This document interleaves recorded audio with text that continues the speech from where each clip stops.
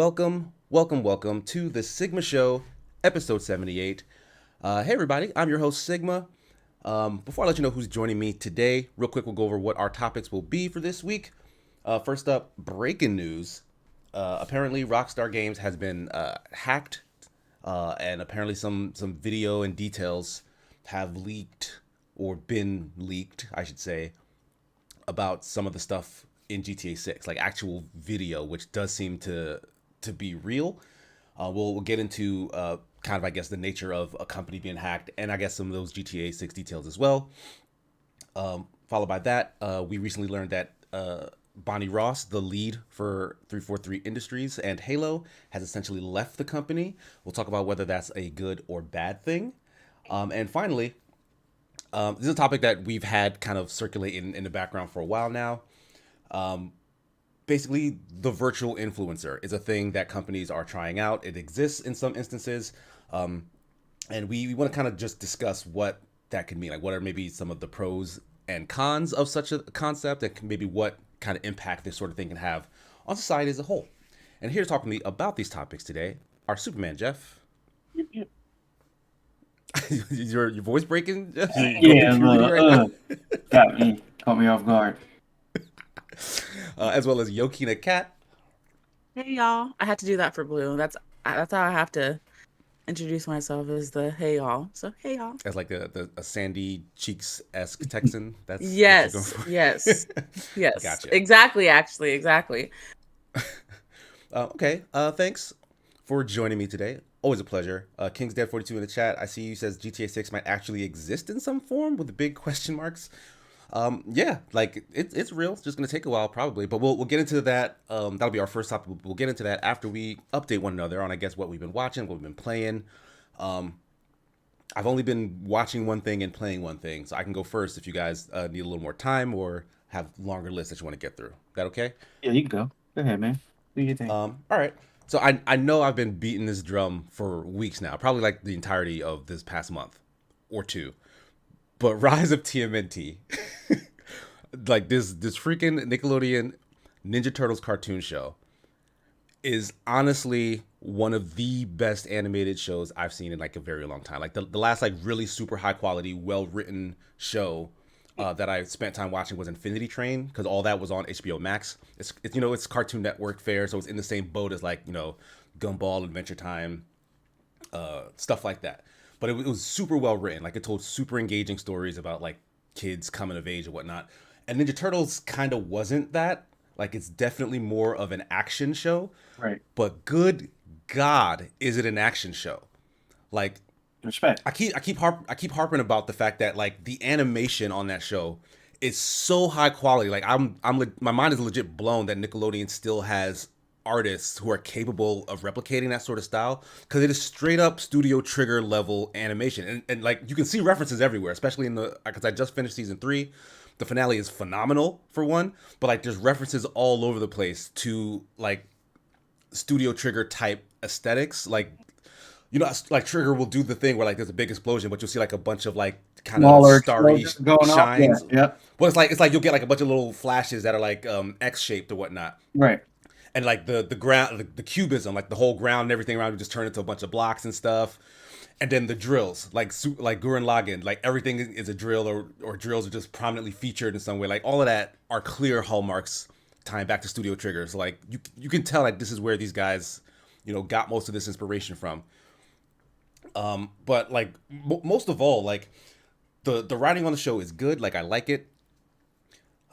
It wasn't like blowing my mind or anything. Mm-hmm. But they legitimately at the end tied almost everything that was going on in the show into such a neat package, and then threw in all of the fan service that if you were like a hater of like what this show decided to change or go with in terms of like, new weapons, new characters, new situations, if you were like on the fence about any of that, the last episode shuts you up completely. Because from the beginning, they're telling you it's an origin story. The show ends where you believe Ninja Turtles should be when they're the Ninja Turtles, right? Right. Like, that's how they get there. And, like, everything before then is tied into it so well. Like, I legitimately cried, guys. Like, my tears came to my eyes. Oh, man. when like they were going on about like family and heritage and like because like they do so much to like flesh out every single character in that show. Like stuff about Splinter and his origin, Mhm. but they give him a completely different one. But it's meaningful in the context of this story, and then they tie that into the stuff you already knew. So like they make it all make sense. They make it better than anything you probably already knew from other animated stuff. Like I can't speak to like the graphic novels or comic books or whatnot, Mhm. but any other TV show, movie, animated thing that you've kind of learned the Ninja Turtle story from, because that's how I've learned it all. Um, the end of this show ties everything that came before it into that in such a neat bow. Like I absolutely loved it. Like this is like a top ranked show for me right now. And the only thing left for me to watch is the movie that came out on Nickelodeon. I'm sorry, on Netflix. Yeah, Netflix. Yeah, and Because at that that's just more this of whole that time too. is more of it. Yeah, Yeah. yeah. Because they get a higher budget, they can kind of be a little more gritty, I guess. Not that that's Mhm. always a good thing, but they have a little bit more leeway in terms of like subject matter, I guess. But I I can't say that because before I knew that the show actually concluded, like I had it in my mind that they just stopped doing it, like it basically Oh ended or yeah. got canceled. But no, like season 3 kind of gives it an ending. Where'd you find season 3 at? It's actually on Amazon Prime, weirdly enough, Okay, but that could have but been you a have to thing where pay for it. they knew they weren't going to get a fourth season, so they kind Right. of Yeah. yeah. So like, it was like, hey, let's put these guys in a place where this could be the end, but it's still open for interpretation, which is like perfect. So they literally could make more if they wanted. They probably wouldn't. They probably wouldn't call it Rise anymore though, because Right. at this They've at the already end, like they risen. kind of rose Yeah. exactly. But like honestly, if like the movie's gonna be great, I already know. Like I'll watch it. I'll love it. But if they decided to not do any more, I think I'd be fine with that because like they really ended it in a place where it's like this is okay, this is cool. So like for like what it is, it's such a beautifully done, perfect pack. Like I absolutely love it. Watch it if you've not watched it, please and thank you. It was really good. I watched the Um, movie. I watched the show, and then I watched the movie, and then the movie was like so good. Like same some of the same stuff you mentioned from the that third season. Some of the you get some of those hints from the movie and stuff like that. So it was mhm. really good. It was really good. Outside of that, that's pretty much all I've been like watching. I've been playing, or I reviewed rather, a game called Temtem.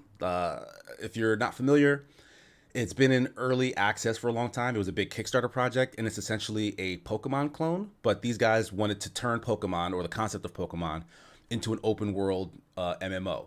So it has all of these MMO like features, like there's co-op throughout the whole campaign. You can trade at any time because it's always online. Once you reach the end game, you can do all this, extra breeding stuff. There's competitive rules and whatnot. Like so, like if you're like a hardcore Pokemon fan and you've been missing like the sort of like online features that Nintendo seems adamant about ignoring all the time, like this Hmm. game was supposed to be addressing all of that stuff. And in my playthrough with it, Ash Redux, who's a friend of the podcast, regular guest, he actually helped me go through a lot of co-op stuff. It's very, very similar to the point where like I kind of didn't see a reason for this game to exist Okay. because the online elements that are added are very bare bones. Like if you're gonna do co-op, for example, it's not a situation where you're both kind of just in the world and can link up and see. Like you don't pick servers or anything. Like everything's instanced, and you have to basically invite someone to your party for you to actually see them. You have to be literally standing in, if not the same room, then just on the same exact screen before the game says that you're close enough to actually enter the other person's game. So once you're in each other's game, you can only progress as far as the person who has not progressed the most. Is that proper English? No. No, yeah, no, yeah. Whoever has the Like least amount of progress, that's right. whose story you Yeah, follow. that's whose story you're in. Like regardless of what story you want to do, where you want to be, you can only go as far as the least progress person. And so that The essentially weakest means link. Got it. essentially yes. So that essentially means that if you have been playing like a bunch and then you want to get a friend into it, you kind of just have to start at the beginning with that friend. And anytime you want to play together, you have to be in the exact same point in the story. Otherwise, you're just going to be replaying content. And at worst, like you're replaying content and splitting the XP gains with that person. I don't know if this is something that they fixed, but like whatever experience you would get from those like story related battles, you're just splitting that in half with whoever's helping you Right. now, as So opposed to so like it could actually hurt you in the long run if you spend a lot of time doing that and splitting all your XP. But I mean, outside of that, everything else is pretty mediocre. Like the battling system, they have put a few tweaks on it to make it slightly more interesting than Pokemon. At least the last Pokemon that I played, which was Sword and Shield. mhm. And outside of that, there's just nothing to define it, nothing to really make it its own thing. And like, I just don't see a reason why if you're not beholden to all the rules and regulations and the expectations of the actual Pokemon fan base, why would you make something that is literally the same thing that they've been playing over and over? Right. I mean, monetarily, probably because they'll love it and they'll buy it because Pokemon fans are very adamant about the kind of game that they want, and they buy it every single year. So clearly they like it. But I don't know. I got my hopes up, I guess, a little bit that this might be something different in that genre, and it just wasn't. Like it's very much just the same thing over and over again. Still, so I don't know. I don't know if we'll ever get this actual Pokemon MMO that seems to be the thing of dreams or legends or whatever. Right. Because when I watched the review for it, it was like, oh, okay. It looked like it wanted to do some things, it just didn't execute on those things. Well, that's the thing. I think they did execute on what they wanted to do. It's just that this is what they wanted to do. Like they Oh, wanted okay. to make Pokemon. Like that's the vibe I got. So, Like they were like, "Oh, we love Pokemon, but I wish the competitive thing did this. I wish the battle system had that. I like it's like just the tiniest of tweak, and they made an entire game and constructed their own 164 monsters in order to make the tiniest adjustments imaginable to a formula. So like I personally don't think it's worth it. But I don't know. I guess I'm not the core demographic for that sort of thing. Jeff, you're a much bigger Pokemon fan than me. Like did after you watched the review, like did you still feel like, oh well, no, like this is they're at least doing stuff that you're into that you would want to check out, or is Pokemon enough? my issue with it was the rock paper scissors dynamic because I've seen that so much in like mobile games with like the Fire Emblem one where it was like Axe beats Lance and then Lance beats Well, I Sword. mean, to be fair, that is just Fire Emblem, and that's also Pokemon. Like that's the simplified version of it, but like yeah, like there's Yeah, nuance thrown on top of it. to the very like bare bones, like that's Pokemon. Like, Hmm. and also like the some of the Temtem looked okay. Some of Uh them huh. looked a little janky. So whatever, Pokemon's hit or miss, but that's when they started getting like up until like the 400s, 500s, like unknown, Yeah. Yorudo, yeah, stuff like that. Like, um, no, it could be different if I play it, but like, it just wasn't like, oh yeah, I want to play this, especially with a new Pokemon game coming out in November. It wasn't like, oh yeah, I should go and try that. It was just like, oh yeah, that's a game. It exists. Looks okay. Don't know if I'll ever try it, but great. Right. Like because again, I don't think it's doing enough. Like Right. if you're already a Pokemon fan, you're excited for the next Pokemon game, which does seem to be trying to expand a little bit more on online stuff. Like so Mhm. it's like Temtem is even a little late to the party in that regard. Like what is the real draw for this? And it's the hardcoreness of your fandom is what it Mhm. is. Like Yeah. because it does have a lot like there are a lot of people playing. Like this game is already out. It's been in early access for like two and some change years anyway. So like there were people who had already paid money to be playing for it while it was still finishing Right. development. Like it just hit 1.0 last month or the beginning of this month. Mm. So so yeah, it has a fan base. It has its niche already. But I don't know. They're like I don't know how long it'll last unless well it is supposed to be an MMO, so it'll be a live service thing. Unless they're doing more than just updating the number of Temtem and like locations, which is what Pokemon already does. Like I don't see it hanging around, especially after Pokemon releases its next game. Right. Hopefully, with like, if it does release some more stuff, like it does, like make the battles look more dynamic than they do look. Like the looks Yeah, because very, again, that's also a copy from like yeah. and again, tiny tweak. like Pokemon got a little lazy in Sword and Shield in terms of like enemies just like kind of hopping like stuffed animals towards each other or whatever. Like Temtem doesn't do that much better, but at the very least, like the attacks do have animations that are pretty bombastic. But like they still hang out on their side of the screen, for example, and then just throw kicks or whatever to the other side without actually going over there and kicking something. Well, so see, like Sword it's and still Shield, very similar. Sword and Shield does have them connect. Like you'll actually see them land a move. Like they don't. Sometimes. No, most moves that require like any type of like physical.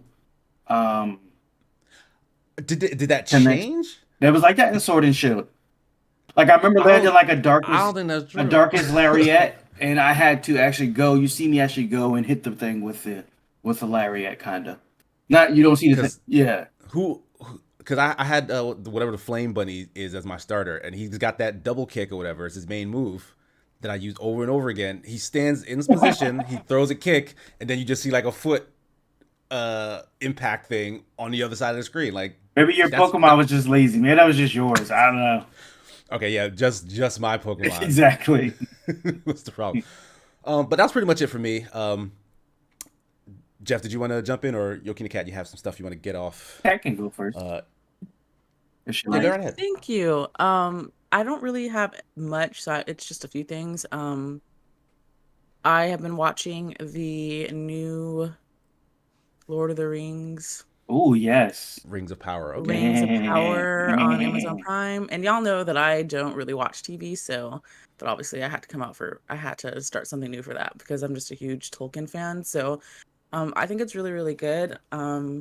Obviously y'all have seen all the controversy Movies? online, or I'm just talking about like the Yeah. controversy online about having, real, people of color as fictional characters. People having, an issue with it. So I think it's a really, I like it. I know a lot of people are complaining kind of like of the choppiness of the story writing, which I can see. But I'm just enjoying it for what it is, and I think they're doing a really great job. So that's what I've been watching. Playing, I have not really been playing anything because I started my new job this week. So congrats. thank you. Yeah, so it's that's been taking up. I get home by like 5:36 and I'm like knocked out by like 8 o'clock. So so I haven't really been playing anything. I have been trying to, make my way through Apex Legends ranked, but I'm not really feeling this season. I've been hearing that a lot actually. Like Yeah. what kind of happened that is making it not feel worth it? The battle pass this season, it wasn't really anything that you wanted, that I wanted. So I haven't bought battle pass for like the last 3 seasons. But then it just, I don't know, it's really hard to explain, Sigma, when I don't really feel like an Apex Legends season. It's like, okay, the battle pass, let's see what's on the battle pass. And then when the content isn't really like, okay, that's kind of just one of the factors. But the gameplay this season is just, it just feels off. I don't know how I can explain it. Then it just doesn't feel like, I don't really feel motivated to play, if it makes any sense. I can see that. Yeah. So I'm trying to make sense. I'm sorry. Is it feeling like maybe like stale? Like the new stuff that's added doesn't really feel like okay. But I have been trying to make my way through ranked. I'm currently stuck on silver 2, and but we're about to go back to split rank, so it's gonna reset us again. So other than that, obviously Tekken. I've been making my way through ranked Tekken. That's the 2 staple games. I'm just really excited to start talking about one of your topics, so I'm just gonna leave it Well, I mean, that. but just before that, like, did you see Tekken 8 was announced? Oh yes. Okay. Sorry. How could I forget? Oh my god. I saw the game. I guess it's kind of like gameplay. It was. They say it's in engine. Yeah, engine. But apparently it's from like a story cutscene. They're saying, but it's in game engine. So I am really, really excited. The only issue is I do not have a PS5. So if anyone out there would like to contribute to Cat's PS5 fund, hashtag get Cat a PS5. Yeah, hashtag get Cat a PS5. Right? No, it looks beautiful what they have shown so far. I saw like that tier builder list that people could go in and like tier stuff. Someone built a tier list for Tekken 8 about, I guess, characters that are confirmed and characters that are not. Okay. My main is confirmed apparently, so I'm Good stuff. okay. You'll be all set. Ling Zhao Yu, that's my main. So, I'm really excited. It looks great. I'm excited to see. I wonder if they'll do something like when Soul Calibur 6 came out, they were doing or like when Mortal Kombat 11 came out, you know how like they were doing like character reveals, so it would show like the character and then like some gameplay of the character. I wonder if they'll do the same for Tekken.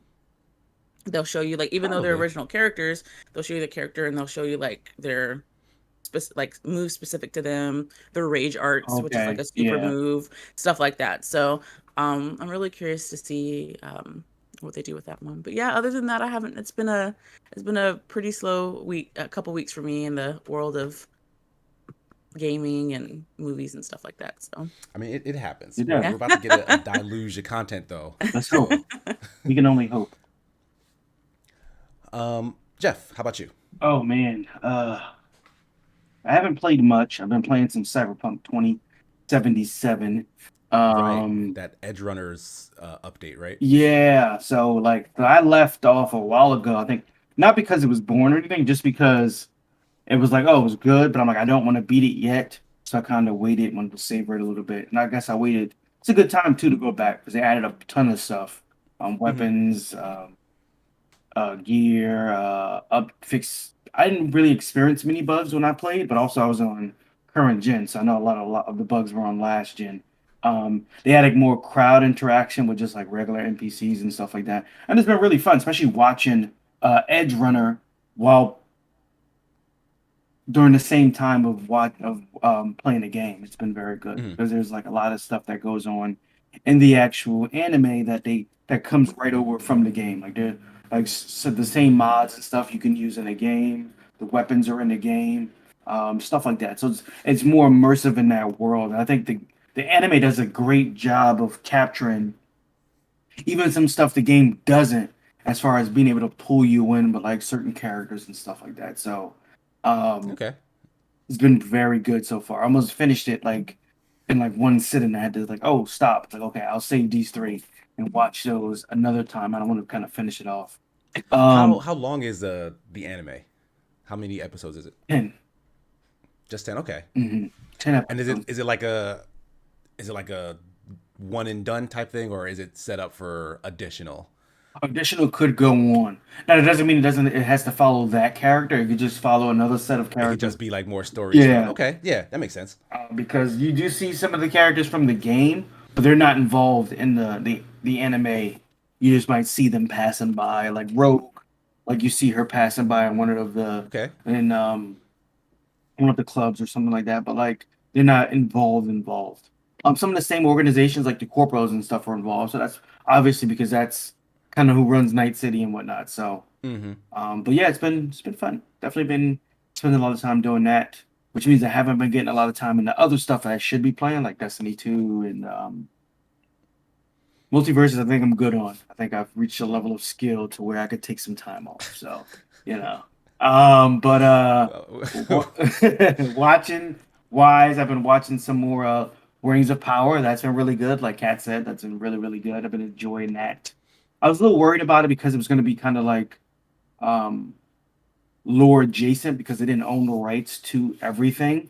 So they can tell some stories like adjacent to stuff or tell them, but not exactly the same way, which is fine. It's been working really good so far. I think there hasn't been an episode where I was disappointed. I think it's done very well. I do love the character. One of my favorite characters is the female dwarf. I think her name is Dahlia, who is the wife of one of the of Doran. That's one of my favorite characters. She's been awesome. Um, yeah, don't want to go in too much, but like it's been very, very good. Even lore wise, it's had some lore. It's told about stuff, but like Mm-hmm. I love the character representation. I love the actors, the way they portray the characters. Um, this is one of the first times, well, actually the first time in any Lord of the Rings, cinematic medium, whether it's TV show, there's never been a TV show, but movie wise, that we see female dwarves, and that's been really cool. So, um, For me, oh, I'm sorry, Jeff. no, go ahead, Um, shoot. for me, like I feel like even though Peter Jackson directed The Hobbit, I feel like Rings of Power kind of gives me the same feel of like the Fellowship of the Ring, the Two Towers, Return of the King. I get like that more vibe from Rings of Power than I did when I watched The Hobbit.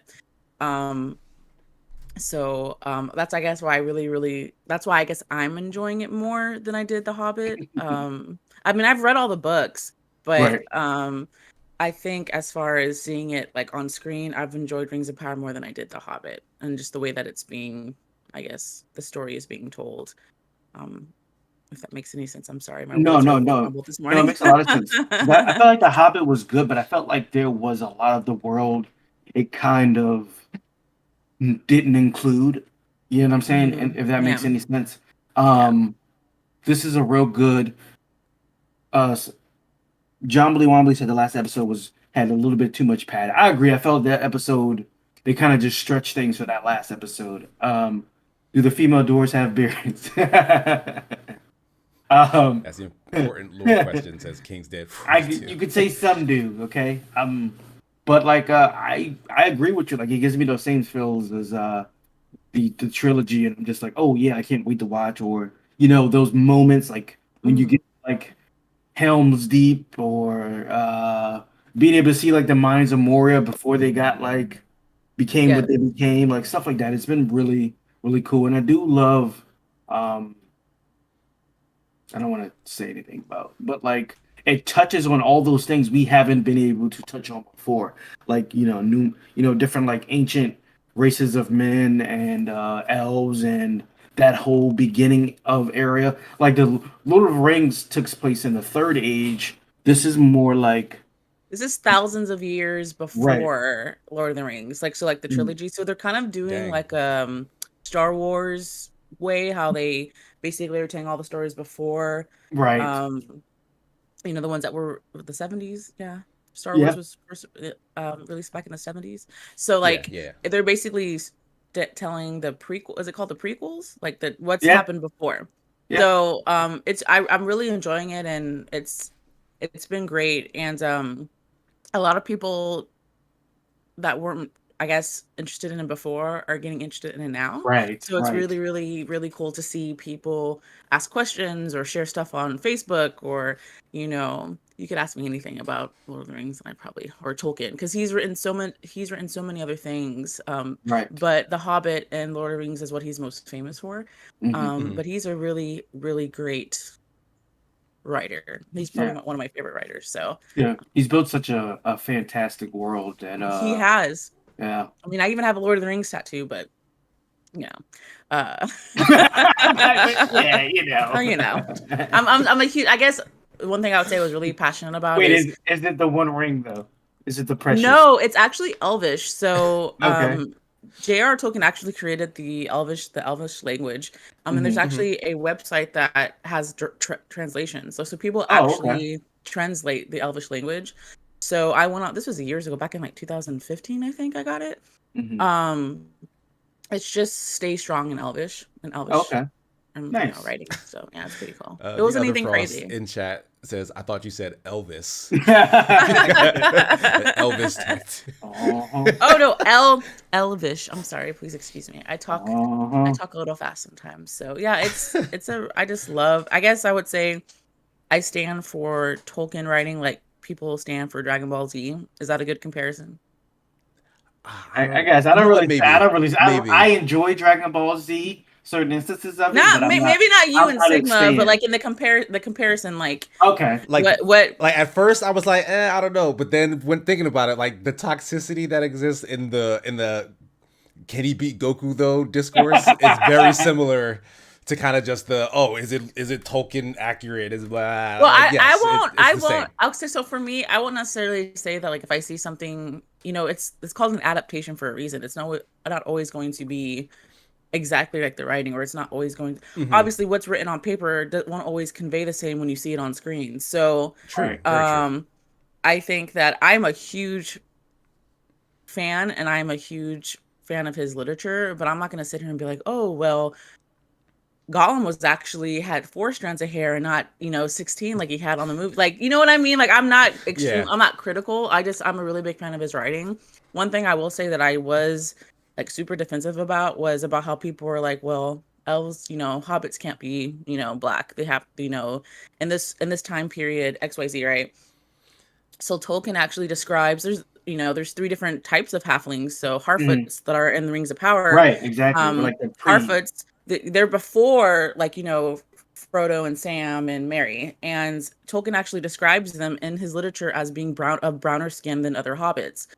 So they were true to his literature. They were true to his writing of them being of browner skin. So Bilbo was half black. You know what I'm saying? You didn't know that. Did y'all see his mama? Y'all see? So it's stuff like that. That's just pure ignorance, in my opinion. Right.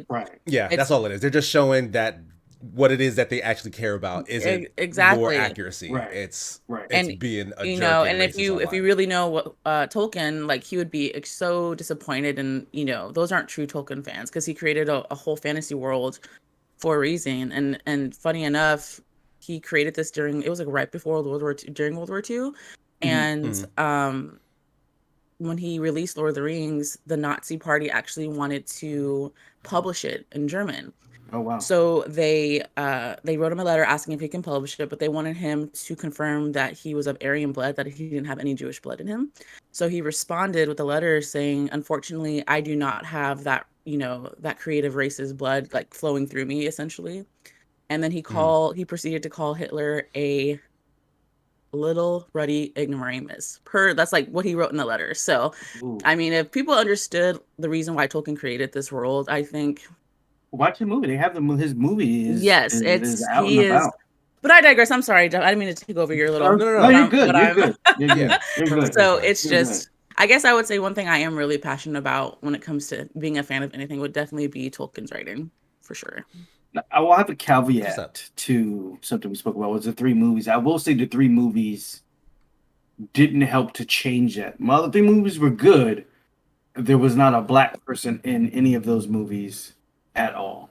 Yes. And that's a Hollywood cinema bias that has gone on forever as well. So it's like, even if you are adapting something that has not even sort of like the crazy, like Hollywood will still make the same kind of mistakes that they always make. As much as I love the movies, and I think that Peter Jackson did an amazing job, I just have a few questions for that casting director. Like, you couldn't even put there was no black elves of all the elves. Not even like background extras. Like, you don't see like someone walking that's maybe in 1/4 of a frame that's in the corner that you barely see. Like, there was nobody. No, you tell me they got black people in Asgard, but they ain't got no black people in Middle Earth. It just don't check out to me. For me, it's just but it's crazy, and I'm excited to see that like, for example, the whole Ariel situation. Like, it's just really interesting to see how, well, not even necessarily interesting, but people showing their thoughts. They're showing themselves through all of this, and it's. But the show is doing a great job of inclusion, and the characters they are including are really good. But we've seen this backlash with oh my god, I was about to call her Nadia. I don't know why. I can't think of the name. It's destroying my head right now. So Star Wars, Reva. We saw the backlash of Reva to where, God forbid, you start interjecting some hints of color in different spots and people start losing their mind. To me, matter of fact, I'm sorry, go ahead. No, to me, the character should be judged based off of the acting material. Should have nothing to do with the color of their skin. You know what I'm saying? So that's my biggest thing is like people, oh, well, that's not culturally accurate. Like, I'm sorry, what? Like, were you there? Were you around at the time that this took place? Like, come on, like, cut it out. I just think it's interesting that's like, it's like, for example, let's see, in your chat, Sigma, he said, King Dead said, also don't expect an English-born in the 1800s to be. Actually, Tolkien was from Germany, and he moved to his parents moved to England. But I digress. World War II, he would have served with people of color too, dude. So, during the, like, you mean to tell me? And King's Dead, the point that Kat was making was that the words in the book and the lore actually do support the diversity. It just wasn't depicted in like the first adaptations of it to like film and screen. So I think it's really interesting. Like people say, oh, it's not, culturally or historically accurate. You're talking about a fantasy world that has over 144 races of elves, 3 different types of halflings, talking trees, Talk about it. Some big eye in the sky called Sauron, orcs, Gandalf's race, because he's a Hayar. I always pronounce it incorrectly. His race of the wizards. But you're telling me that there isn't one person of color, like out of brown, black skin, what pulls you out of the fantasy. Like that's the thing. So out of 100, that's too far. I can't deal with this. Out of 144 races of elves, you're telling me that one class of those was black. Was black. Okay. So the Valar had no imagination. They just copied and pasted everybody. But I think it's people are thinking, well, they're just trying to be woke now, or they're just trying to be. Maybe they're not. They're just trying to build a more diverse world. And yeah, that's the thing. Even if and we're not talking about Tolkien here, but just in general, right? Even if the original works were of this, that, and the third in terms of representation, right? Even if that's the case, it is 2022, right? Like these are humans. Humans have bias. Right. You can change things for the better going forward. You can learn new things and you can do better than everyone that came before you. Like depicting different cultures in traditional stories and media is a good thing because it should have been that way in the first place. Like, let's be real. It should have started that way. Just because it didn't doesn't all of a sudden mean it's now exempt from critique or those same kind of observations now in the present time. Like that's all that's happening. Right. So the fact that, and so again, and anyone who has a problem with that, anyone who takes issue with the fact that, oh, this has changed, and it always points to like race or gender or something like that, it's because they're racist. It's because they're a bigot. Right. Like Absolutely. Yeah, they're some form of asshole in all honesty. And I think that's all there is to it. So for example, I'm sorry, I don't mean to kick the can down the road, but like I think that's the reason why I appreciate, if anyone's played Tekken 7 before, Tekken 7 probably has like one of the biggest rosters for characters on a game. And if you've ever played through story mode or if you just play with the characters, they really do put a lot of detail into where their characters come from. So for example, you have characters from like Brazil or from Spain or from Portugal or other places. They actually speak their native language. Like the voice actors are actually speaking the language of where the country they're from. So like during during story mode, you'll have there's one character, I forgot his name. He's a character from Spain and he's speaking Spanish to a character from China, but they're responding in Chinese. So it's like in game, it's like it's assumed that they understand each other's languages, but they're speaking their own native language to each other. So it's really, really like the care that has gone into the character creations or the representation of the characters in Tekken. I think that's why I really, really like it, because it's like a lot really in a lot of games you just have everyone speaks Japanese or everyone speaks English because that's where the two countries were, But I think it's really awesome to see that they all just speak their own language to each other, but then they understand each other and they respond in their own language. So take notes of their games. Right. Absolutely. Anywho. Absolutely. Okay. So that was fun. That was a nice little tangent. Yeah. We'll go ahead and dive into our 3 topics. First up is this, and this just broke like 7 hours ago. PC Gamer reported on this leak. And we'll say leak because that's the word that's been going around. But apparently, Rockstar Games' Slack messages were like hacked. So like someone got into like the company's like work portal and like pulled a bunch of like media and content. Did they? I mean, this person is like they've been known to do this before. Like this isn't like the first time for this person. They're named in the article. I can't remember what their name is. Okay. But I encourage you look it up. But yeah. Over an hour of footage has been dumped on YouTube, kind of just showing like very rough looking like testing. Like there's like characters walking around. There's like a little bits of dialogue. And like a lot of the other stuff that was leaked earlier appear to have been confirmed. The fact that there might be a duo of characters, a male and a female. It's kind of going for a Bonnie and Clyde sort of vibe. Like there's a scene in the leaked footage that show them Pulp Fiction style, kind of like holding up a restaurant. There's like just like debug menus and like overlays and stuff on the screen that basically show you like this is early in development stuff, like alpha, pre-alpha stuff. There's like a PS4 dev kit, it seems like they're being used. So like this is clearly running on like, you know, the GTA 5 engine. Okay. And you know, they're testing stuff. Like I doubt anything looks fine, like in terms of like character faces, voices. Like I'm sure this is all just very early stuff.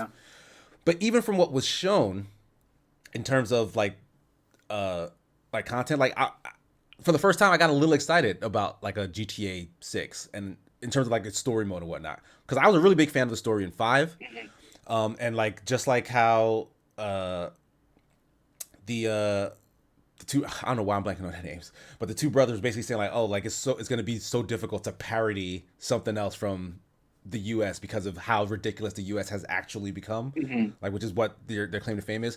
Like the fact that if they tell like a more grounded story that's just kind of like a Breaking Bad or you know, other kind of FX drama type crime story, like I think they could actually pull that off very well, like because they're really good at that, and like they've been increasingly getting good at just telling a straight up kind of crime drama. Right. We see like Mafia do that as well, where you can tell a gritty, you know, story. It doesn't have to be so exaggerated to sell.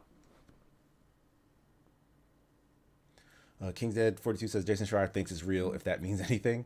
Yeah, Jason Schreier, he tends to have a lot of inside tracks. But yeah, more than Jason, like a couple of people have basically spoken to the fact that it does look valid. Of course, Rockstar has not commented on it. They don't want it out there. But I haven't heard them hit any of these YouTube channels with like takedown notices yet, which is basically a confirmation. Like, yes, that, if I tell you, hey, take this down, then that's basically me telling you that it's my content and that it exactly. So like it could be the case that they maybe still want to leave that level of ambiguity out there, because this stuff is probably several years old at this point. Like it's probably not whatever they're working on today. Right. So like maybe they feel fine to kind of like, oh damn, they got that, but at the very least it's not this, and so like let them do whatever, because Rockstar has literally said nothing. Like they've announced no actual details as far as I'm aware. And then like so everything's been speculated and leaked so far. And I think sometimes when I see stuff like this, like, oh, something so-and-so was leaked or someone hacked into this, and I kind of feel like sometimes, depending on what the content is, the company or the developer, they'll allow it to happen to create some type of buzz, conversation, or like maybe not to this extent, Sigma, but like but in general, you think like it might be a marketing strategy in some cases? Well, maybe not necessarily a marketing strategy. Like I think some are, like I think some are leaked, but I think in this case maybe this wasn't the intention. But like you said, since it isn't something necessarily that they're working on now, or it isn't something that reflects what may actually be in GTA 6, that's why they haven't really hit anyone with any takedown notices, because it's creating some type of conversation about GTA 6. If I'm making any sense, like, oh, it's no, that makes sense. It's like, okay, I'm like, oh yeah, you know, it's not enough to give away what they're working on, like actually working on now. So we'll just let it float out there and create some type of conversation about it and get people interested in it. I mean, people are going to buy it regardless. I mean, it's GTA. Yeah, and I feel like because of that, because it's GTA, that's why I feel like it's not something that Rockstar would. Like they don't care if people are talking about it now, because they know someone. They know. Yeah, because they know once they have something to say, everyone's going to be talking about it. Like they don't have to push that far to kind of get word of mouth to spread. So I don't know. Like I'm just like, how you guys feel about like leaks in general? Like even outside of this particular instance, but just the act of data miners or super fans or whatever, like getting access and revealing details of a thing that's in process being worked on. Like the people working on it aren't ready to show anything, but then you get the details that you've been anxiously waiting for because someone essentially committed a crime. Like in this case, someone hacked into a company that's a crime. I mean, you're talking to the girl who you could sit there and tell me, oh yeah, we went and saw this, and tell me the story from beginning to end, and I'd be like, okay, cool. And I'll still go to the movie or still watch the show and still be excited about it. Like, I guess for me personally, leaks don't really make a difference whether I'm excited about whatever is being released or not. But I think it's a selfish thing for people to do, because you have such a huge example, GTA. There might be some GTA fans out there. I don't know. I don't want to know about it. Rockstar, I don't want to know about it until it actually comes out. XYZ. I think it's maybe a little bit on the selfish side. Like, I have this information, so I'm going to put it out to everybody. Obviously, it's illegal as well. Let's just. It's illegal to hack into a company's servers or their private files and then release, information. But I mean, for me, personally, it doesn't really make a difference to me if I'm excited about something and then someone releases a leak. I'm still going to be excited about it when it actually does come out or get released. So, okay. How about you, Jeff? What's your take on this being ill-gotten information? Man, I'll play the other side of it. So sometimes I feel like developers might leak some stuff on their own. Something. Kat was getting at that same point. So like they leak some stuff on their own to drum up buzz and to keep things going. While the hacking is wrong, I do find that to be wrong. That is something that just should not be done. We see that with a lot of like ransomware and stuff like that, which is just right. Yeah, that happened to CD Projekt Red not too long ago. So like that stuff is just wrong. But like before we got into the age of hacks, like there were just leaks where people who work there would leak stuff and let stuff out and stuff like that. I don't think it has a negative response on the game. I think it just and like I said, sometimes they'll leak stuff to build up hype, and I think that's all the leaks do. Build up hypes. Like I have no intention of looking at it, but I heard what it is. Like I read what it was. I just didn't watch the video. Like it does give merits to. I think it was supposed to be 2 main characters, a female and a guy. So the video does give merit to that situation. But like at the end of the day, I don't think anything in this world is going to stop somebody from buying GTA 6 if that's what they wanted to do. I think one thing that me personally, if I was working on a game and it got leaked, depending on how I feel about it, I would probably be pretty pissed about it. Like, that is the general sentiment from the devs working. Oh yeah. Like, I would be like, this is something that I'm putting my blood, sweat, and tears into, essentially. And we all know the timelines and the time constraints that developers have in general in that industry. So when you're really trying to craft something or put something together so you can put out a product to sincere fans and to people who, really appreciate or, love your stuff, for it to be leaked in an unfinished, when it's unfinished, I can completely empathize and understand why someone would be completely pissed off. So, I think I look at it more so from the creator's side than the consumer side. Like, I would be pissed if I was working on something and then someone decided to, hack into whatever it is, system, server, whatever it is, that all my stuff, and then say, hey, look what they're working on. Like, no, it's not finished. I didn't want people to see it yet. So from that point of view, I think it's highly disrespectful, highly, honestly, it's just selfish. I think people that are hackers are extremely selfish. Right. That's now right. Here's my question though about that, if you don't mind. I wanted to get a couple sentiments from the chat. Sorry, chat. Yeah, because they were chiming in as well. Lampy said, "I think it's rather disrespectful to the people who work on it to leak it before it's ready to be shown. Imagine having your own sketches or notes shown before it's ready." And the other Frost says, "As a gamer, I don't care. I feel bad for developers. I don't like that data mining culture that online multiplayer games have. People start to only focus on leaked patches and whine at developers 24/7 to influence patches." Yeah. And King's Dead says, "I'd be really surprised if this wasn't an employee getting phished for access to the company Slack." Yeah, I guess that makes sense. Like that's likely how somebody got in. Yeah.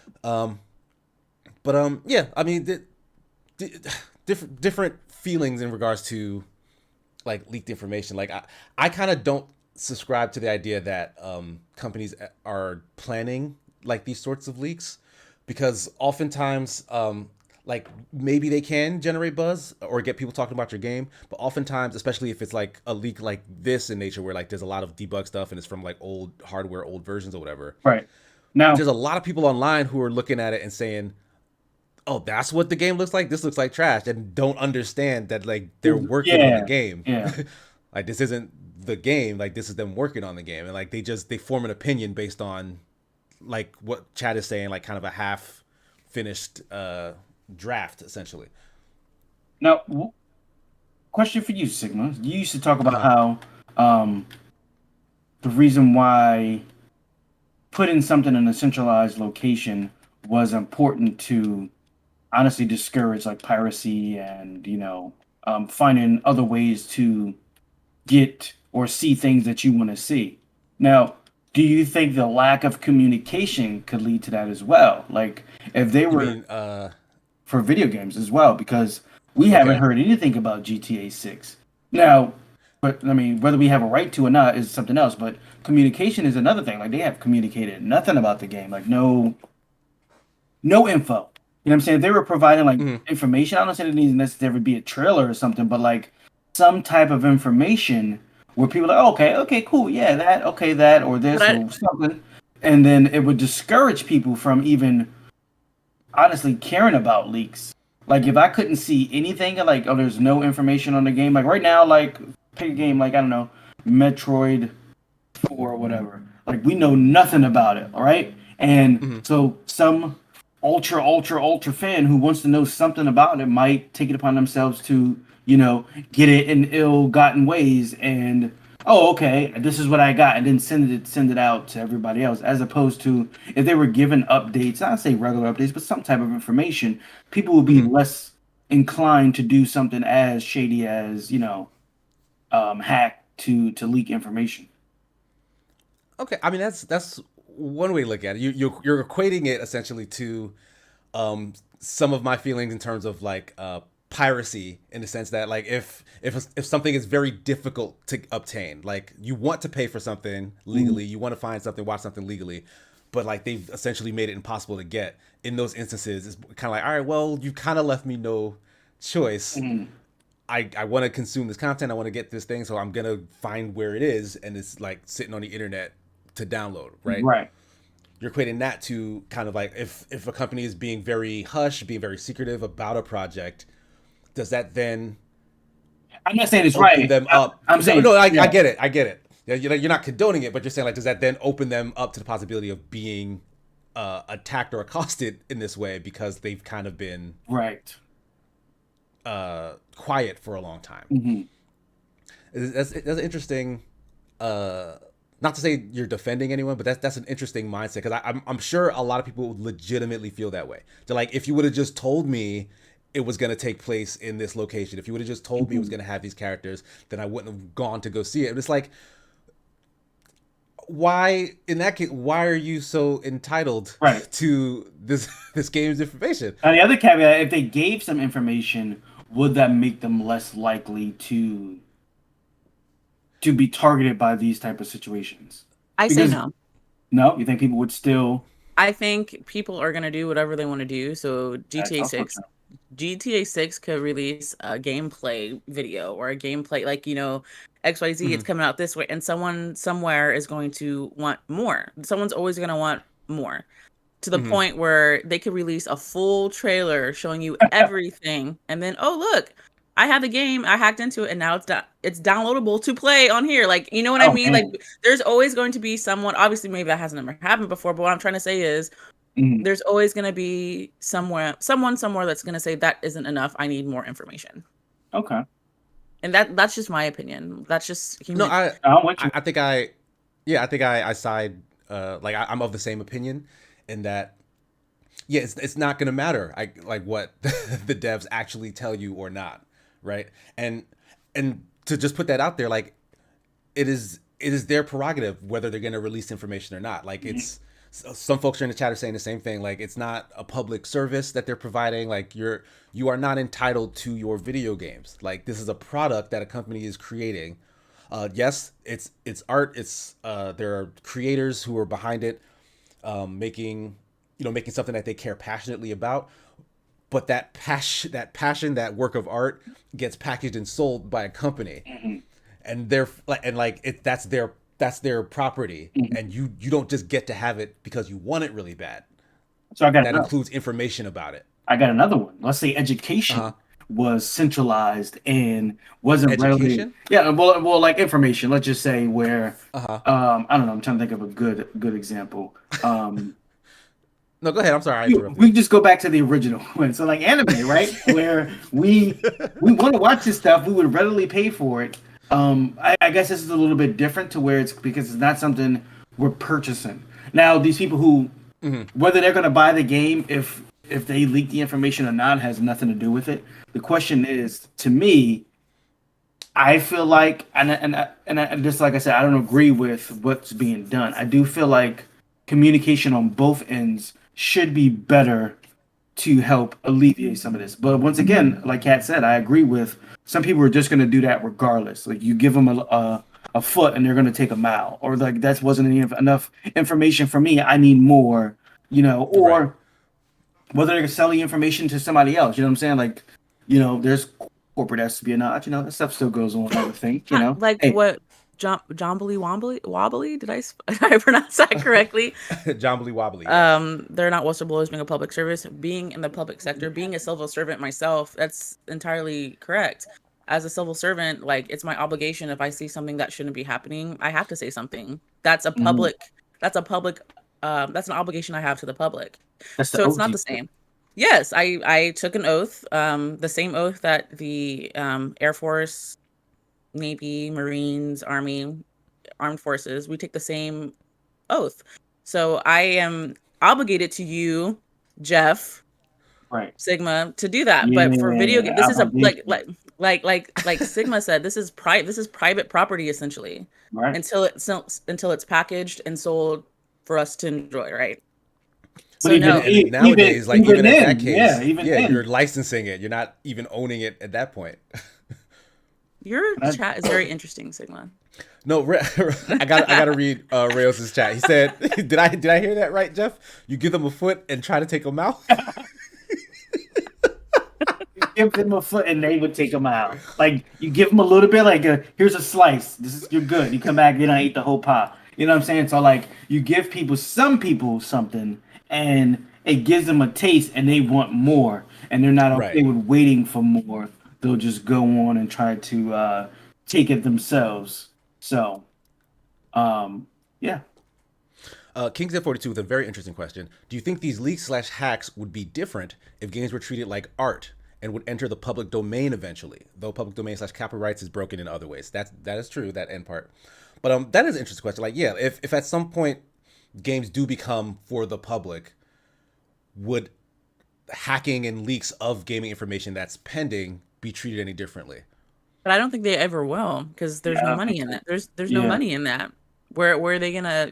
Am I making any sense? Like, it would destroy the industry. It would. But if games could enter the public domain, you mean? Yeah. Like the. Hold on, are games exempt from that law? Because isn't every copyright after a certain amount of time entered in the public domain? For example, music, I believe it's 70 years. Mm-hmm. I think for music, it's like after 70 years, copyright laws no longer apply. Like you can use it, like music from for example, I can use, if I were to stream 24 hours of Mozart on Twitch, I don't know if anyone would want to watch that, but it's 24. Thanks, Jeff. If I were to, 24 hours of Mozart and Tchaikovsky, obviously that music is from hundreds and hundreds of years ago. That music no longer falls under, it no longer has copy law rights. So is that the question you're asking, Sigma? Would video games ever fall under that same? And Lampy's giving us some info in the chat here, as well as Frost. Says games can enter public domain. Public domain is just the expiration of copyright. Yeah. So what is the copyright for I games? think there's a difference between trademark and copyright law. Okay. So I wonder what the I guess timeline or the time period for a game would be. Now is that does Lampy know that? Or is that the last time it was used, or it has to be? for example, let's say I have a video game, right? And then it releases. And then for the next 60 years that it has copyright law protection. Mm-hmm. After that 60 years expired, if I were to use the content for my own personal gain, I couldn't be sued, like copyright law. Yeah, if I'm making any sense. So I'm curious. No, that makes sense. I'm curious if Lumpy knows if games have like. Yeah, Lampy is saying. I was right. 70 years. 70 years from publication. Oh, okay. So yeah, the games industry isn't old enough for, I don't think, any video game to have released and now be entered into public domain. But eventually, we are going to start seeing some, like it's going to be like Pong. It might be like one of the first games to just be the ET game public domain or something. ET game gonna be coming soon. I'm make them do a remake. But John Luwambi, who says Disney lawyers have entered the chat. That's the thing. Yeah, there are a lot of organizations who have a lot of money to throw around who keep lobbying to circumvent these established copyright laws. Because they're making money. Disney, for example. Yeah, Disney. And they might let them. Like, honestly, they'll be like, look, we still use this. It's still our property that we created, blah, blah, blah, blah. Like, you'll do irreparable damage to us if anyone can just do it now. And, like, they'll probably pay off, grease a couple palms, and be like, all right, fine. You can have it for another 70 years, and then we'll revisit it after that or something. But I mean, I don't know. Like, I kind of agree with copyright law. Well, I kind of feel like it's if a company's created something and it's essentially how they make their money, if they can prove that, it'll be a detriment to their company or to their brand, that, hey, if everyone can use this and everyone can make money off it, then their company no longer serves their purpose, right? So it's like, I think that I agree with it. That's certain things that are that should be kept in the private sector, in my opinion. I mean, obviously, at the end of the day, it's all about money. We all know that. So,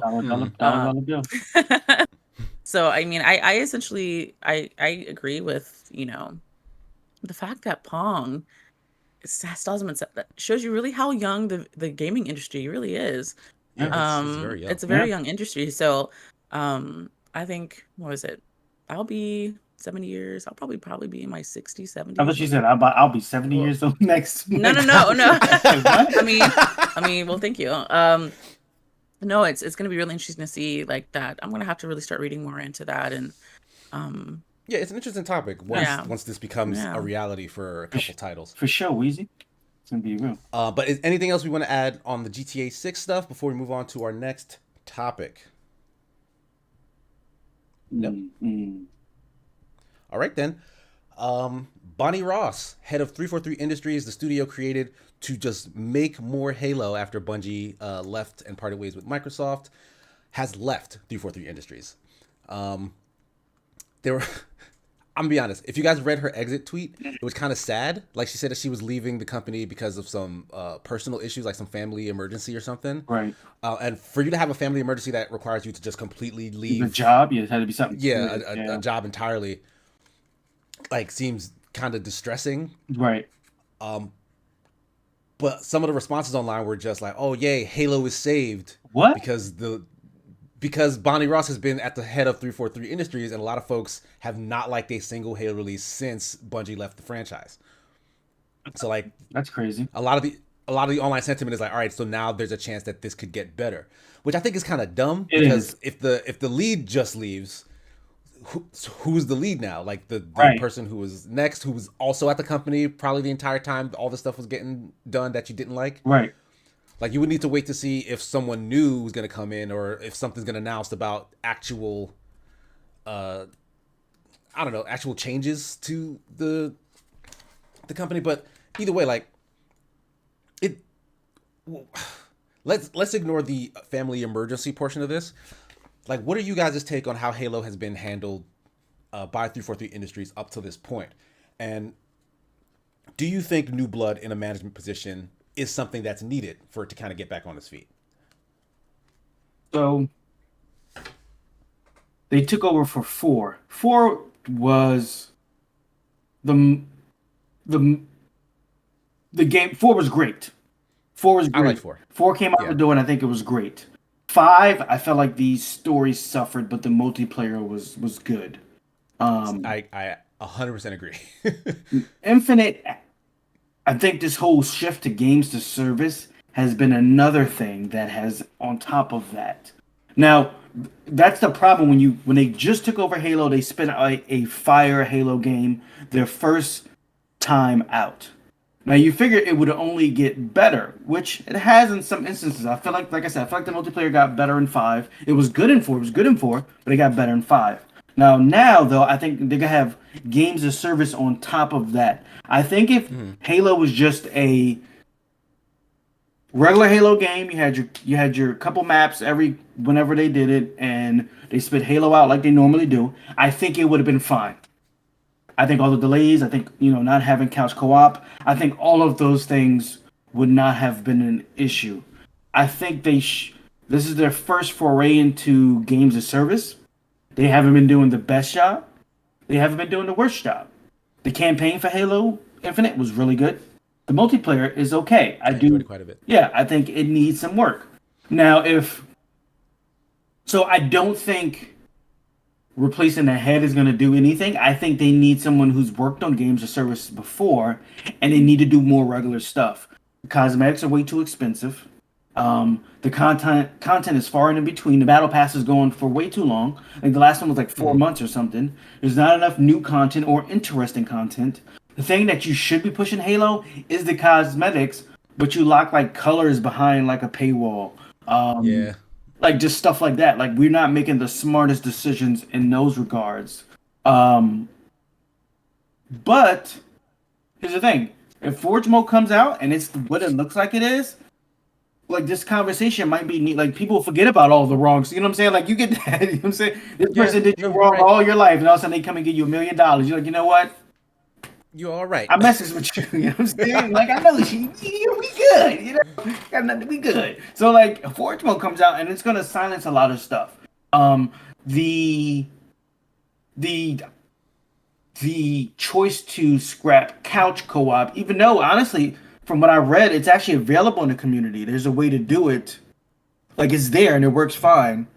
So I'm not sure what stopping them is having them pull it out, but there's a glitch where you could have it work for couch co-op. That's very odd. Yeah.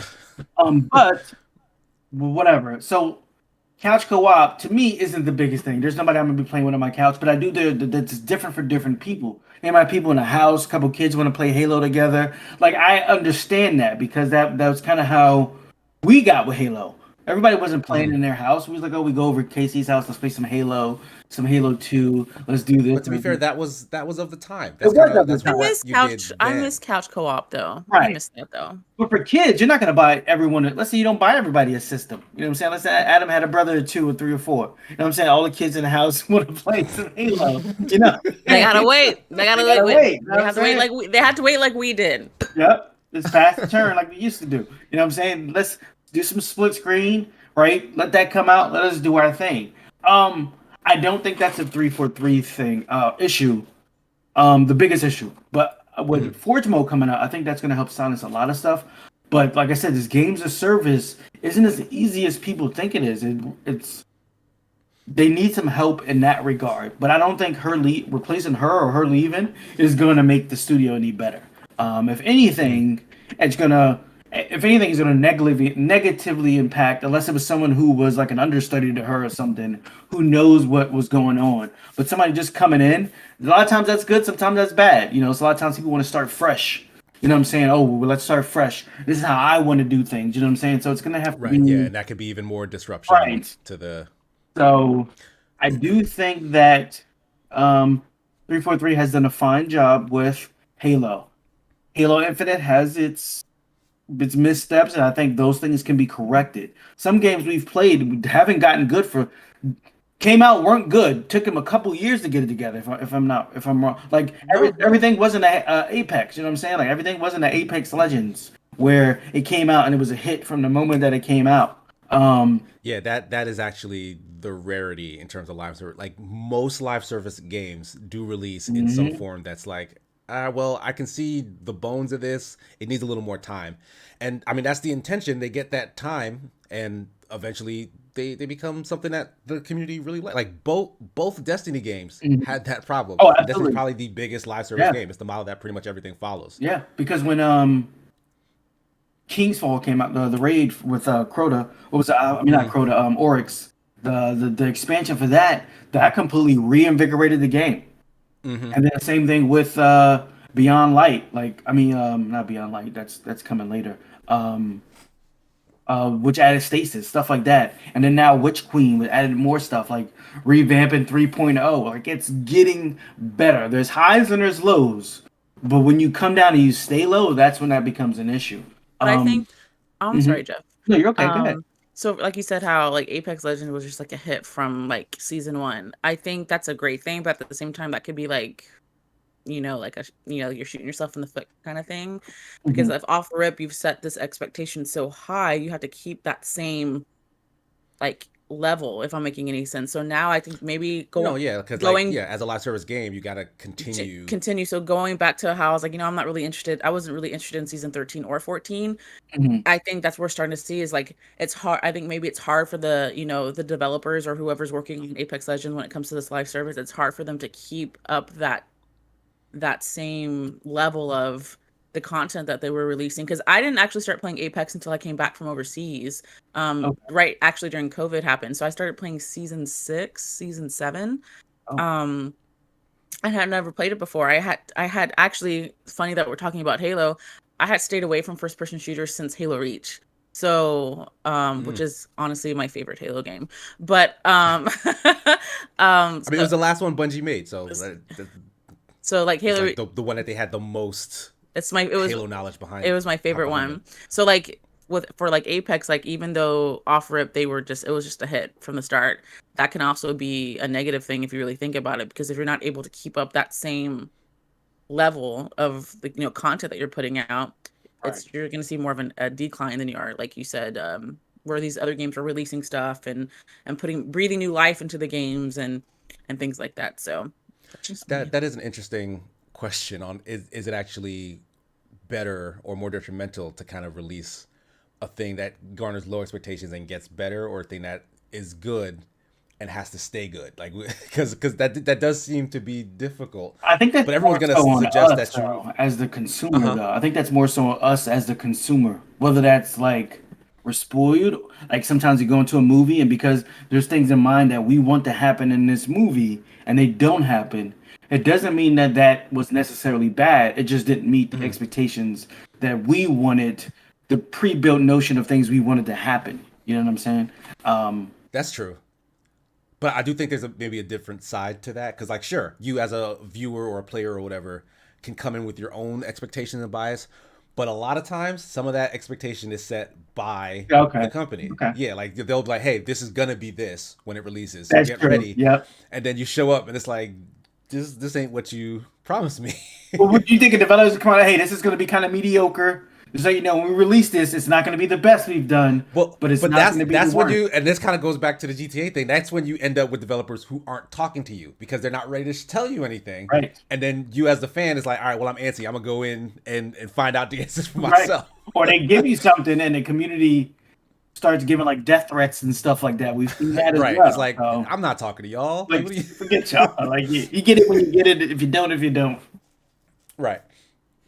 So, like, I personally I do think 343 has been given kind of like they've been given a hard time. Oh yeah. In terms of like them taking over Halo. Like I think they have done a pretty good job.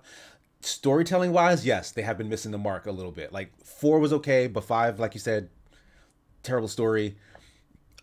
They're regaining their footing with Infinite in terms of storytelling, but at the same time, what is going on internally that had that game take so long, right? To the point where they finally did release something, and that something they released was not finished, like just point blank period. Oh yeah. Like the game, like there's elements in that game. The core of that game is fun. Like I really like Halo Infinite, but that game was not finished. Like all the feature sets that they were promising and talking about and wanted to put in there didn't get done, and that's with the amount of time they had and the amount of money at their disposal as being the flagship Microsoft game franchise. They had to start over before too. That sounds like a management problem. Yeah. And I'm not pointing a finger at Bonnie Ross. Yeah. But in general, like something was going on within that studio, either the higher ups above 343 or the heads of 343 themselves. Like something wasn't being managed properly. I feel like the games of service thing was probably a mandate. because that's what everybody's what everybody's trying to do. Does kind of make a little bit of sense, right? Yeah, it's like, hey, that's where the money is. We need to do a games of service. That's what we're gonna do. And I think that's them getting their way around, is them getting used to doing a games of service. Also, they recently had layoffs, if I'm not mistaken. No. 343? No, I'm sorry, not layoffs. They said the reason why they couldn't do couch co-op is because of they didn't have enough resources to do it. Because they did have a lot of staff just leave in general, right? Like, yeah, like there's been a lot of churn at 343 over the past couple of months. Like Bonnie Ross is only the latest kind of notable person to actually leave that team. So again, like, yeah, like what you're saying might be true, that there was some sort of mandate that came from the higher ups that said like, hey, Halo has to be a live service like these other things, make it happen. And like maybe that has, you know, sort of muddied what their plans were, because they maybe need to retool some stuff to make it fit that model, and that maybe wasn't the original objective, because the last two games before that were not live service games. They were just, you know, multiplayer suites with a big bombastic single player campaign. So like that, there could be a lot of truth to that idea. But if there's anything left to add to Halo, let me know. Otherwise, we're gonna move over to our final topic. Yeah, we all good? We all good. Virtual influencers. This is a topic that came up a while ago. Like I saw a CNN news story, and then got wind of another story about a virtual rapper named FN Mecca. I don't know if anyone in chat has heard about the story, because I only heard about it after the backlash. Like I didn't hear about this when it was happening.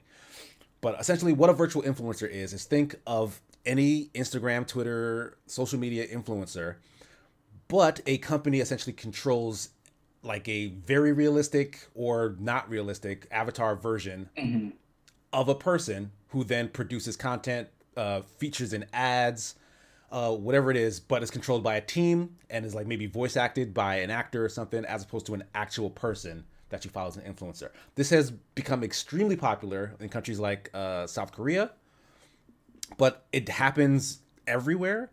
And this FN Mecca situation was literally Capitol Records signed a virtual rapper to a record deal, and we're planning to release albums and merchandise and stuff before some controversy, which we'll get into in a little bit. But like, what are you guys' first impressions when you hear the term virtual influencer, and as this as a concept? Like, is this sort of like an intriguing thing to you, kind of a off-putting thing? Like, I'm sorry, Jeff, were you gonna say something? No, I'll let you go first.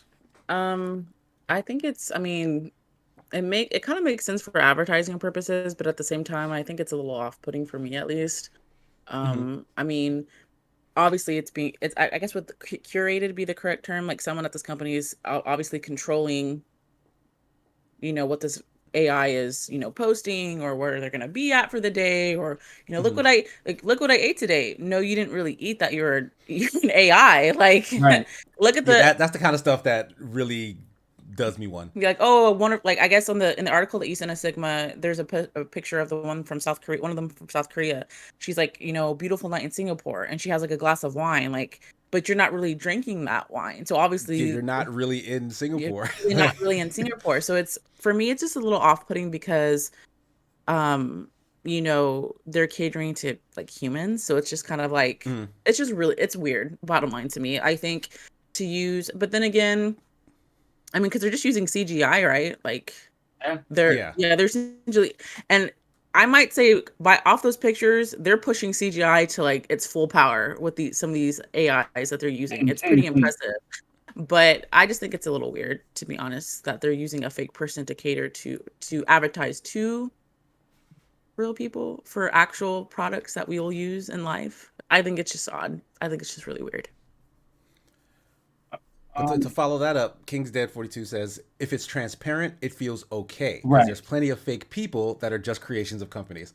So like, yeah, like, is there really a difference between kind of a AI person sitting in a hotel that's been comped and drinking wine and telling you that is great in Singapore versus an AI that's doing literally the same thing?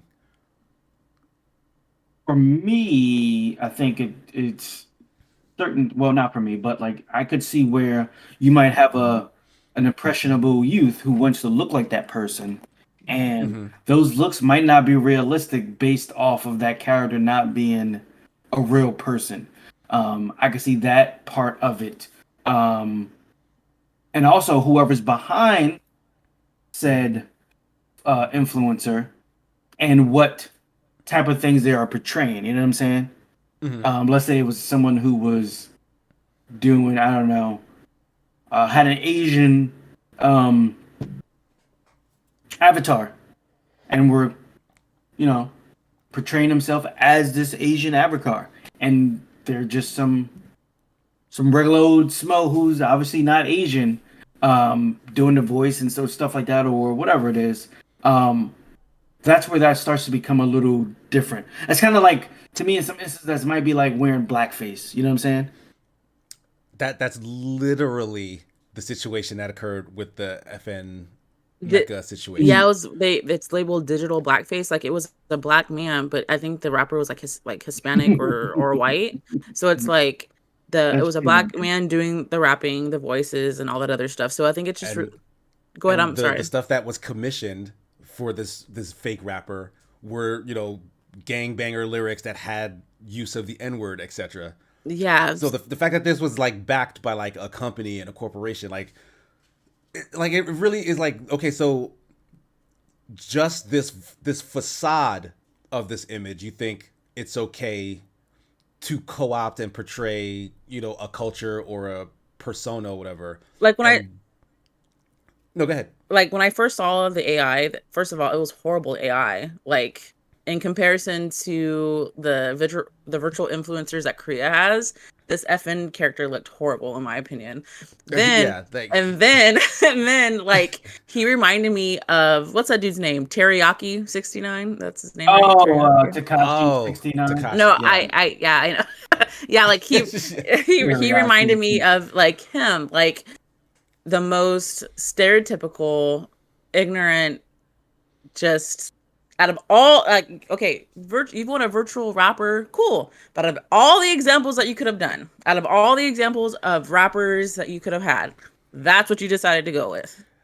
Like, you are a multi-million-dollar corporation, record label, whatever you want to call yourself, and that's what you thought would be appealing to the masses. Like, it's just. Well, to clarify just a little bit, like, Capitol Records didn't create FN Mecha; they just signed it. But I would think if I'm sitting on a board, right, like, hey, we have this, we're gonna venture, right?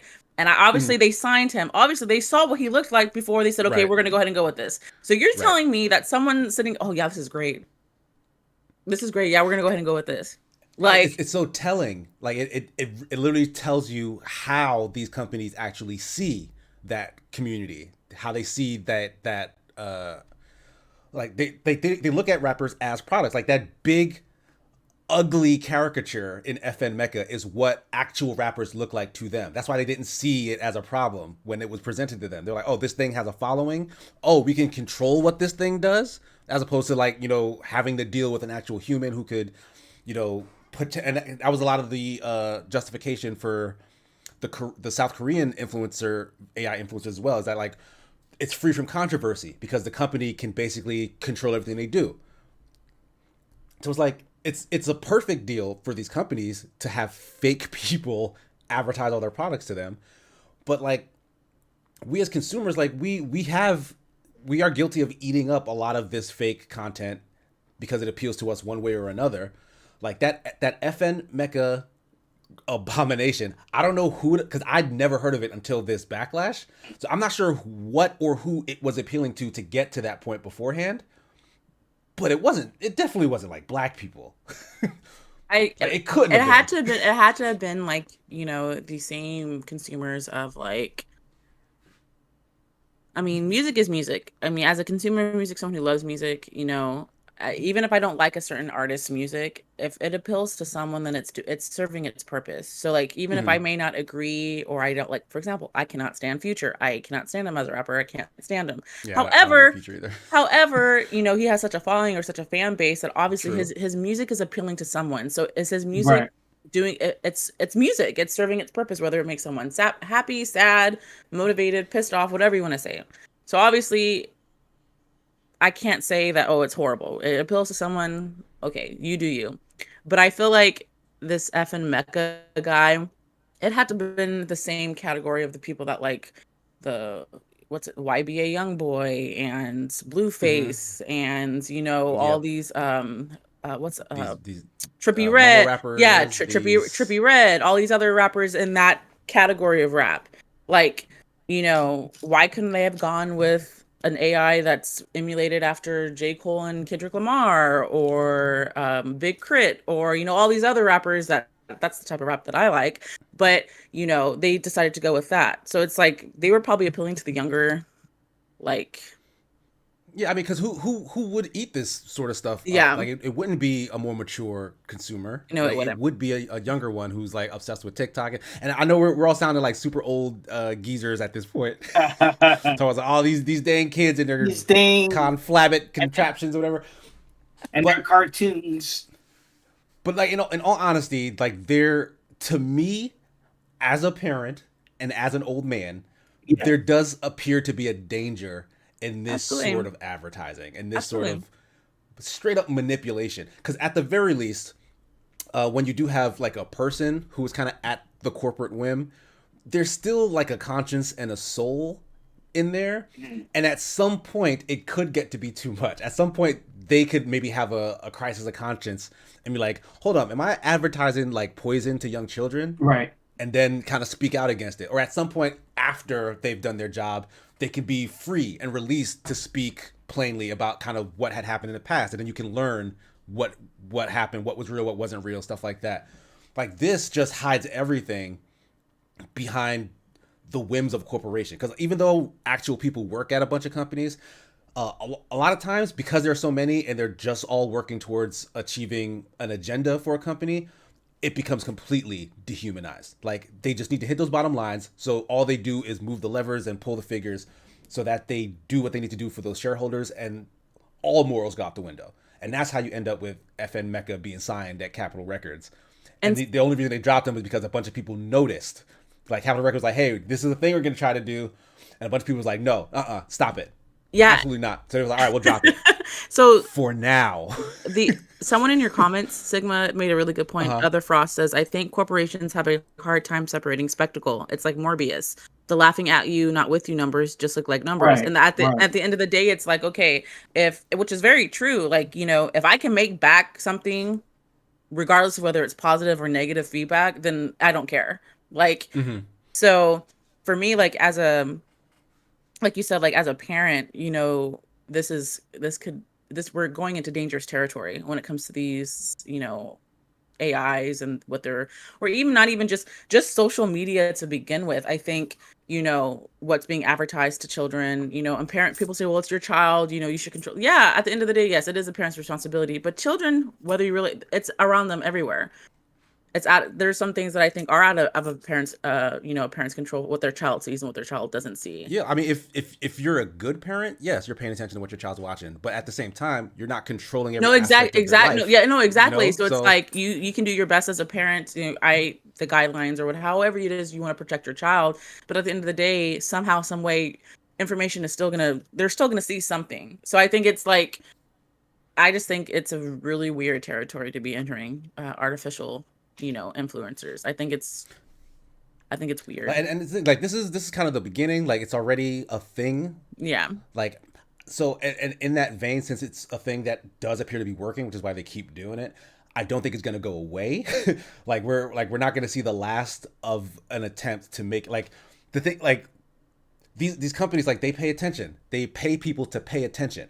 So, like, yes, this F, and I know chat was a little confused. FN, like the letters FN and then Mecca, MEKA. That's this guy. If you want to look him up, whatever the thing is, if you want to look it up, that's how you spell it. Like, so maybe that one didn't work, but maybe someone will get wind of this podcast and they'll listen to what Kat said and be like, oh, J. Cole would be a better version of this. All right, and then the next one that comes out is much more conscious. Like, it's appealing to the woke generation and stuff like that, because they can still sell those people products. Like, that's how they look at it as. Like, they don't care about the messaging, they don't care about the music. All they care about is, like, this thing can get eyes on it and then sell the products of the companies that are paying us to do that for them. So, like, this won't be the last of it. At some point, it's gonna become a norm. the question is like, how will the world react to that? Like, will it become like noise, like radio ads, a thing that you don't actually pay attention to anymore, but still exists, or will it be kind of just, will it actually replace any and everything authentic in the world? Not that the internet is authentic, but you know, I think I feel like you get what I'm saying. Yeah, I think it's like, I guess me saying that, I think it's just really odd. I think it's just like, I'm obviously a grown adult, so I know, what, for a really long time I stayed off of social media because I kind of felt like it was just a little too much. But as a grown adult, I think it's, if I see something that I just don't like, it just, and unfortunately, algorithms play a really big part, obviously, into what people see. Like, for example, I've been really into like crafting and stuff. So I've noticed like on my explore page on my Instagram, which directly feeds into my feed on Facebook now, all stuff crafting. So it's like it's just a really interesting time to be living in when it comes to people live their lives in their screen. People live their lives through their phones. With AI influences, I think it's just going to add another element to that lifestyle that people are essentially already, living. Just another layer, just another component. Right, because I can't even lie. Like I do find this despicable, but like if like advertising works on me when it satisfies a need that I have. Like if I'm looking for a specific component or I want to try a new food or whatever. Right. If it's a fake thing that says like, hey, try this burger at Burgerland. If the burger looks good, like I don't care if if the thing is an AI, right? I'm like, all right, well, I guess now that I know about it, I'll go check the thing out. So like, we can't really escape it. And I think that's fine, but I think it's depending on what the product that's being sold or what they're trying to convey. Right. It's like how I guess they're planning to use this sort of tech. Yeah, like especially for young women when it comes to like in the article that you sent us about beauty standards in in Korea and Asia are a lot different than beauty standards here. Even during my own experiences living overseas in China, like I'm 5'11", I'm a woman of color, and I have curly hair. I wasn't considered like the beauty standard there. I was curvier than most there, so it's like but in their world that's considered overweight or fat. So the beauty, that could be a really big issue, especially considering when like a team of men can control the image of it's a man essentially controlling the view of what he thinks a woman should look like. For example, I think it's Nigeria, they've banned all models from foreign countries. Right. Yeah. So it's very recently. So I think, that's telling you they're thinking consciously about the people of their country. Like, no. And I think that will also put major brands into, for example, if there's products going into Nigeria or they want to sell things in Nigeria, if a major brand like it's Chanel, Louis Vuitton, all these designers and all these other stuff, obviously, if you're going to want to sell products in their country, you're going to have to cater to specific their country. Like they're, and to clarify the thing you just mentioned, like Nigeria just passed a law that any advertisers from outside the country have to use models from inside the country. So like they can't like advertise to the people of a certain country with a bunch of imagery of people from elsewhere who don't look like them. And it also keeps their models in business. That just makes sense. Exactly. It keeps that. So I think that's going to put a lot of companies to the point where I think that's really cool. Like, hey, if you want to advertise stuff in our country, you have to use people from our country to advertise it. So that kind of just folds in together about the influence that advertising really, really has. So with these, for example, if someone wants to start using these AIs from, like so we're going to use an AI to advertise something in Nigeria, it may be something along the lines of, okay, where the AI needs to be emulated as it's someone from Nigeria, someone who looks like they're from Nigeria. It can't be a Korean AI, or can it be a Caucasian AI? You know what I mean? Mm-hmm. Like if you want to use a AI to advertise to people in Nigeria, it needs to look like someone from Nigeria, so that then you go into that. And then that's a whole other thing, because that's a whole other thing. Point, who then decides and who puts input into like, oh, that's an authentic Nigerian, when they're creating something that essentially does not exist. Like, so it's really interesting to see where this is all gonna lead. Who knows where it's gonna be even 5 years from now. So Honey Money saying, depending on the size of the market, I wonder if that couldn't backfire. What the stipulation in terms of modeling and marketing too? Yeah. But backfire in what way? In that that they just don't get advertised to? That's a big chunk of money they'll be missing out on. Yeah, but I guess in that case, yeah, it said yes, only using models from within the country. Yeah, I guess it does depend, I guess, on the size of that company. If it's a smaller company, maybe they couldn't afford to. But I mean, honestly, if you're a company who can afford to advertise abroad in that way, because I'm assuming like this is stuff that runs on like TV, not like they have like a filter on their internet for advertising, whatever, right? But like stuff that runs on Nigerian channels, like yeah, those models have to also be Nigerians. Like that's what this is hitting. So, but my thing is, if like, you have the resources to do that in the first place, then yeah, just hire people from that company. Exactly. To like role. if you're coming to me and saying, "Hey, we want to advertise this XYZ," then why couldn't you afford to use people from Nigeria? And if you can't, or then that kind of speaks to the company's morals and their values. Like if they don't care to advertise or sell to this country because they can't be bothered to represent or show representation from that actual country, then the country's probably better off, if I'm being honest. They're probably better off not having access to your product then. But that's my 2 cents. Oh, yeah. Anything else on this topic? And I'm sure we'll get other instances, so this may not be the last time something like this pops up, because this is only the beginning of this sort of thing. But anything else you want to add, Jeff, Kat?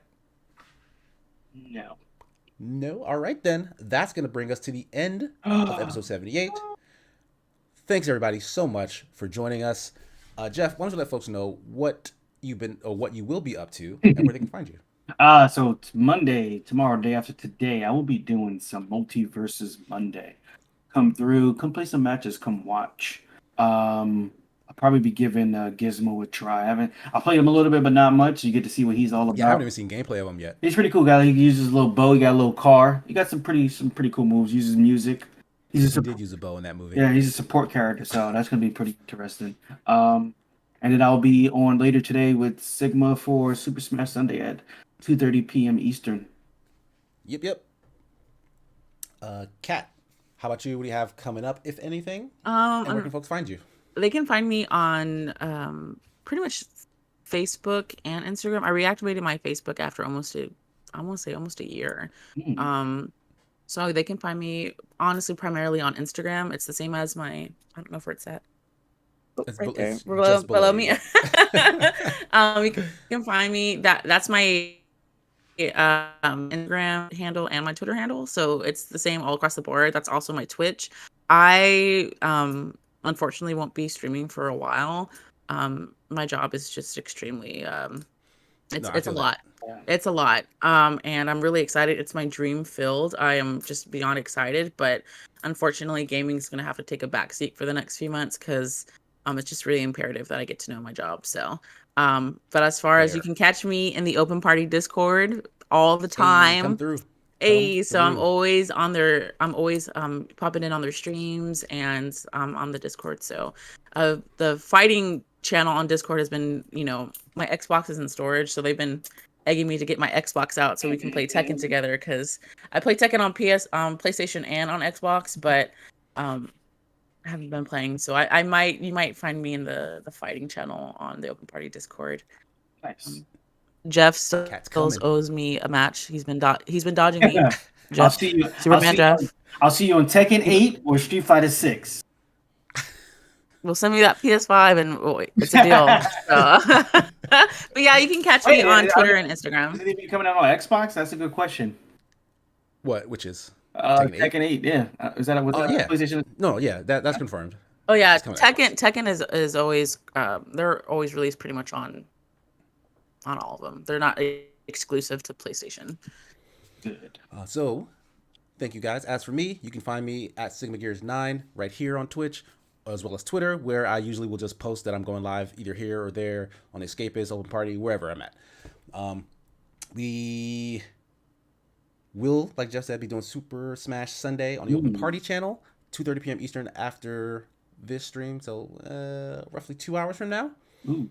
Over there. So follow that channel if you're not already. Yeah, go ahead. I'm sorry. I know we're doing your outro, but did anyone see that tweet from Jordan Peele with Kojima? How they had a Zoom meeting? Yes. Yeah. Like that just popped in my head.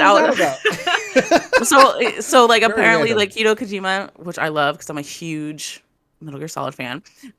He had a Zoom call with Jordan Peele. So I'm really interested to see what that was about. Like if anything will ever come from that. Like it's just really interesting. Can you imagine like that type of game? I feel like it would be some type of horror, like. Well, the rumors around his next project is one, that it's something in partnership with Microsoft, and two, that it is a horror thing. So it makes sense that it kind of does make sense that maybe he's consulting or talking with Jordan Peele for either maybe some writing, maybe just to get some advice, because Kojima does his podcast now. He just be talking to people. So maybe it's just for that. Maybe he just did a podcast and maybe something will come from that. Like maybe something will, like you said, he'll maybe be a consultant for Kojima when it comes to that game. So yeah, I thought that was just really, I just like totally popped into my head when you were talking. Oh yeah, that was a thing that happened. It almost felt like a dream. You're right. But yeah, that's pretty much it for me as well. So once again, thanks to my two hosts for today. Thanks to everybody in chat for chiming in. We will see you guys next week. Peace.